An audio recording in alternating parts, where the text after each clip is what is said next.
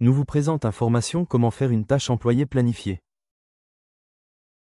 Pour créer une tâche planifiée, il faut accéder au module GRH, puis cliquer sur Nouvelle tâche employée planifiée.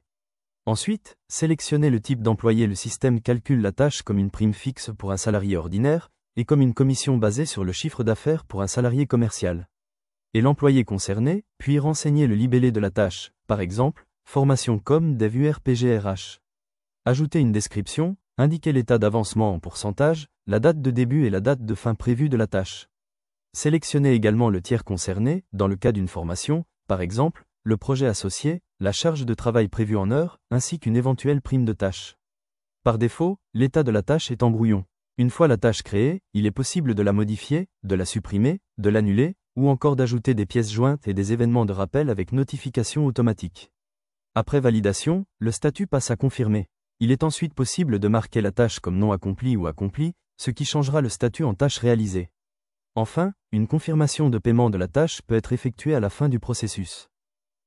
Une fois la tâche accomplie et son état défini comme tâche réalisée, il faut cliquer sur Confirmer le paiement pour changer le statut en paiement confirmé. À ce stade, le système doit calculer automatiquement la prime correspondante dans la paye. Cependant, il est nécessaire de vérifier ou d'ajouter la rubrique salariale liée à la prime de tâche. Pour cela, il faut s'assurer que les champs suivants soient correctement renseignés. Code de la rubrique. Rubrique salariale. Type de valeur, imposition. Formule de base, disponible depuis l'aide, taux.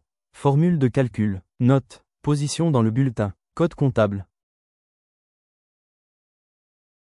De la même manière, il faut procéder à la préparation des valeurs ajoutées, en complétant toutes les informations nécessaires, notamment, mode de calcul.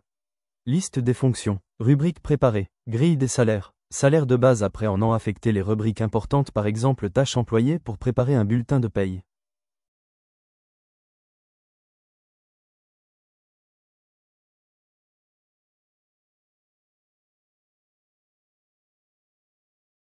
On passe ensuite à la génération du bulletin de paye.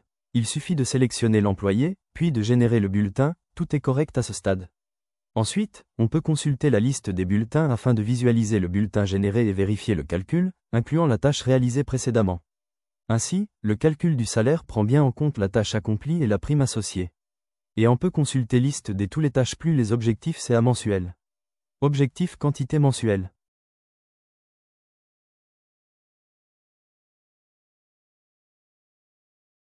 N'hésitez pas à nous contacter pour vos questions ou vos demandes de renseignements.